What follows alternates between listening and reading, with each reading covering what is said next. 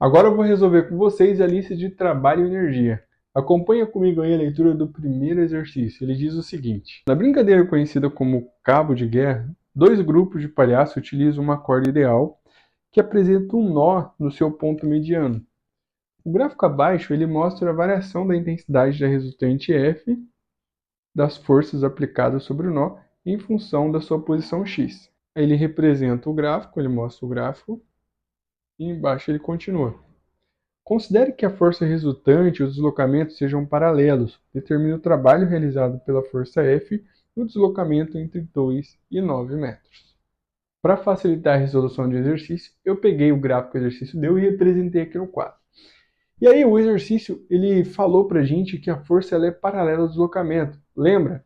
Ela pode ser paralela no mesmo sentido de deslocamento, o ângulo é zero, mas ela pode ser paralela e contrária ao deslocamento, o ângulo é 180, né? No caso a força em relação ao deslocamento, ela vai ter o ângulo 180, então esse trabalho vai ser negativo. Quando o ângulo é zero, o trabalho é positivo. Lembra disso? Então, nesse caso aqui, ó, representei o gráfico, o exercício quer que a gente calcule o trabalho de 2 até 9. Como ele deu o gráfico de força por deslocamento, para calcular o trabalho realizado por uma força através do gráfico, basta calcular a área do gráfico. Como o exercício quer de 2 até 9, basta calcular a área de 2 até 9. Então, ó, o trabalho total é a área total. Mas, Matheus, por que você dividiu em 2 aqui? Porque você concorda que de 2 até 8, aqui, ó, você concorda que a força é positiva? Então, o trabalho é positivo. E significa que a força está a favor do deslocamento. Agora, de 8 até 9, a força é negativa. Significa que a força está contrária ao deslocamento. Então, o trabalho é negativo. Então, por isso, quando eu for calcular o trabalho total, eu tenho que pegar o trabalho da força positiva aqui, ó. Que nesse caso vai ser um trabalho positivo e vou somar com o trabalho da força negativa aqui, que vai ser um trabalho negativo. Aqui embaixo, eu já coloquei aqui, ó, que a área do trabalho da força positiva, né, vai ser esse valor, e a área do trabalho da força negativa aqui, ó, vai ser esse valor, só que negativo. Tá? Já coloquei o menos aqui. Matheus, tá, mas como que a gente calcula essa área aqui, ó? Então, isso daqui, essa figura aqui, ela é um trapézio. Muitos alunos têm problema para lembrar qual que é a área de um trapézio. Então, você pode calcular aqui a área de um retângulo mais a área do triângulo, somar os dois, tá? Não tem problema.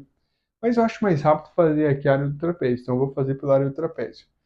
Depois, isso aqui é um triângulo. É só calcular a área do triângulo, só que tem que lembrar que esse trabalho é negativo, por isso que eu já coloquei um menos aqui para a gente não esquecer disso. Então, ó, a área de um trapézio é a base maior mais a base menor vezes a altura dividido por 2. Matheus, onde que está a base maior? Essa daqui é a base maior, essa aqui é a base menor, essa daqui é a altura. Então é só substituir os valores e não tem erro, tá? Agora aqui, ó, esse triângulo, a área de um triângulo é a base vezes a altura dividido por 2.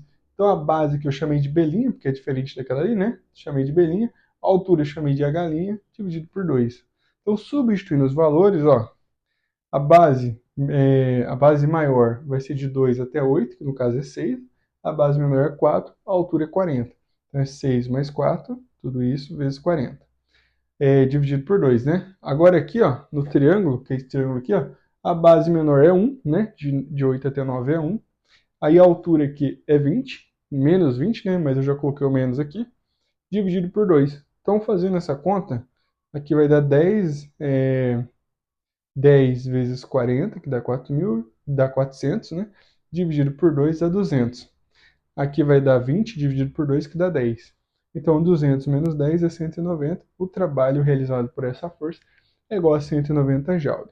Muito tranquilo esse tipo de exercício, né? Então, partiu para o 2.